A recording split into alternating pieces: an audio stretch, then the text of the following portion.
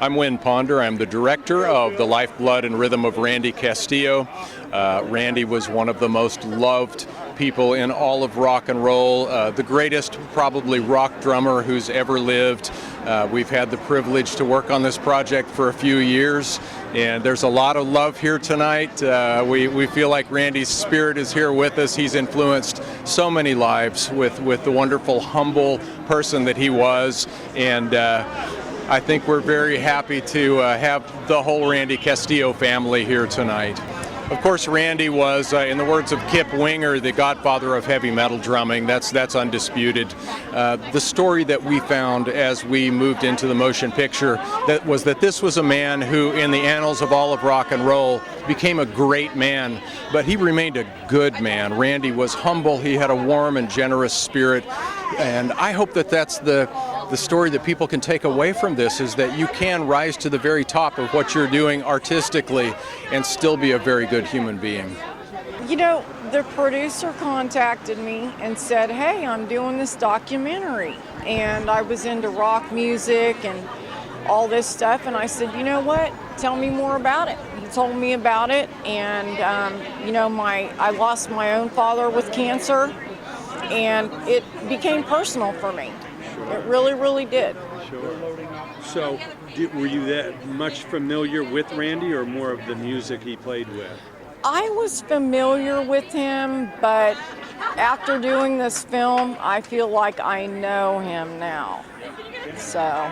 And where did all this footage come from? Obviously, the family had a lot, but where else did you find the footage for the film? The family had a lot, and then we just went digging. We put the word out? Put the word out and went digging, hours and hours of emails and phone calls, and that's why we're here tonight. We're so proud to have Randy's sisters. Greetings. Yeah, thank you. There's one more, Frances, but she's sick at home, and then we lost a sister in 2010. So, like I say, I go way back to the 70s before Randy moved to LA, and I charted his whole course from Code Blue. I knew him, met him with Dean Chamberlain, and then of course Alita, Ozzy. Oh wow! And I saw him with MOTLEY CRUE, you know, all the way through. You know, as tough as it is to lose Randy, it must be very special to have everybody celebrate his life and to be able to document his history. Tell us what that feels like. It's a privilege, and it feels really good to continue to keep his legacy going. I mean, his legacy is what he made of it, and so it's really neat to see that finally come to film. You know, I've done a lot to try to keep him going. We named the Performing Arts Center at his high school after him, and you know, we just continue to keep his name going, keep his name alive. So yeah.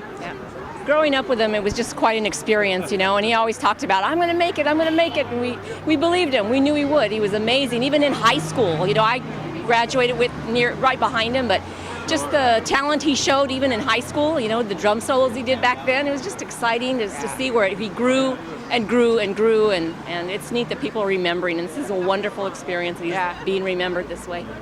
Well, now an inspiration to so many people, you know, and to the American Indians. What does that feel like to be able to have that legacy of inspiring others to follow his steps? That he really accomplished his goal. He set out what he wanted to do and make the big time and make an impact on people. So I think he really definitely achieved that, you know, and he would want nothing else. I mean, he was such a giver. You know, he really didn't have a mad bone in his body. You know, he would get pissed off, but he would never hold a grudge. And so I think for him, it was just kind of neat to, you know, finally see this is what he would want. He would want to give back.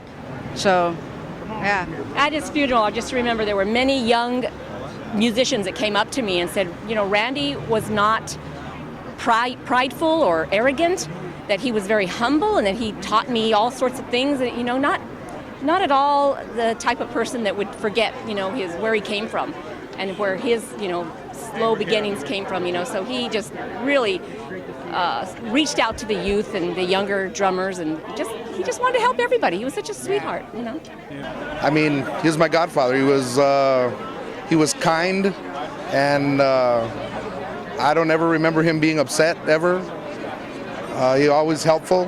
He helped me with everything pretty much my whole life until his passing. He's a great person. Tremendous person. Any story you can tell us that just blew you away of what a Randy was very generous and very humble, and there's some distinct moments throughout my life that helped me grow as a person, and I think everybody here that knew him can say the same, that he helped you remember how to be humble and to appreciate your family and your friends and to always be kind to people. I mean, I play drums for a living, and I would have never left Albuquerque if I didn't know that it was possible by what Randy led. You know, Randy leaving and leading the life that he led, I would have never known that it was possible otherwise. So, I mean, by him leaving and me leaving and everybody being successful, I mean, he led the way. He was the very first one that came out of that shell. And in Albuquerque, that's a big deal.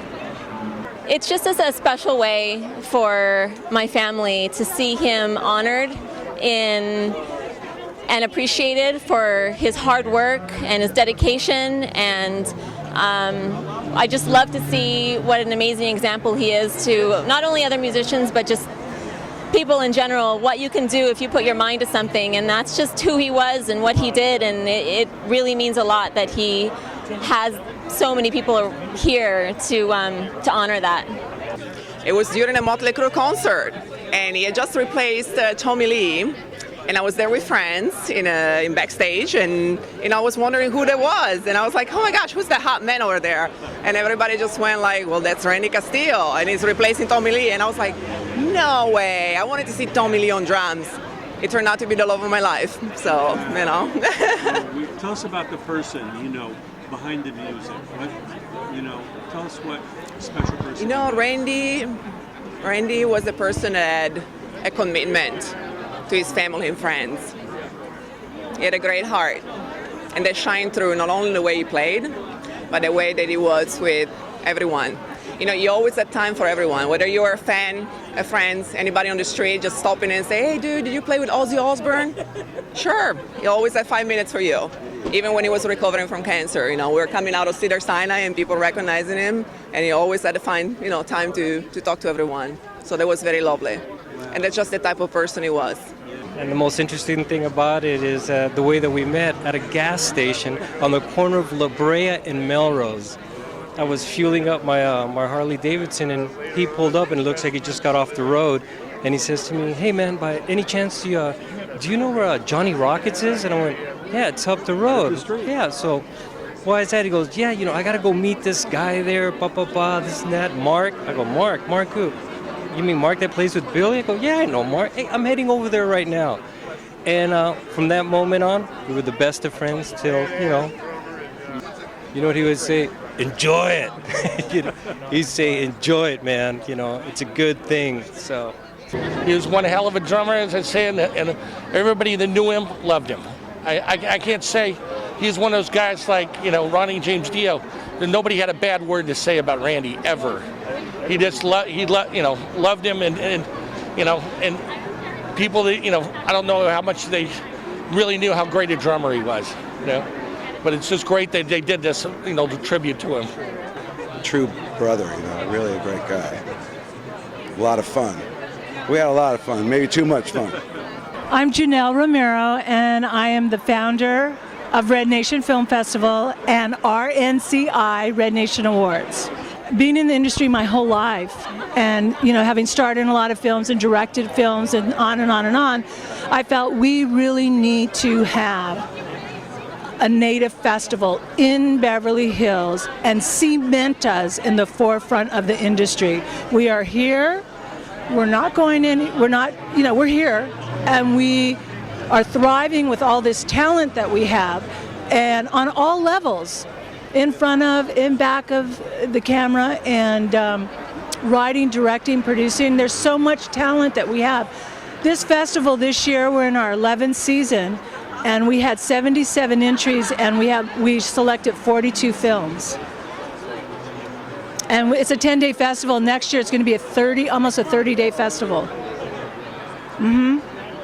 Tell us, those that are viewing this, where they can find you online and find out more about great Native American projects. Okay, so our film festival site is RedNationFF.com.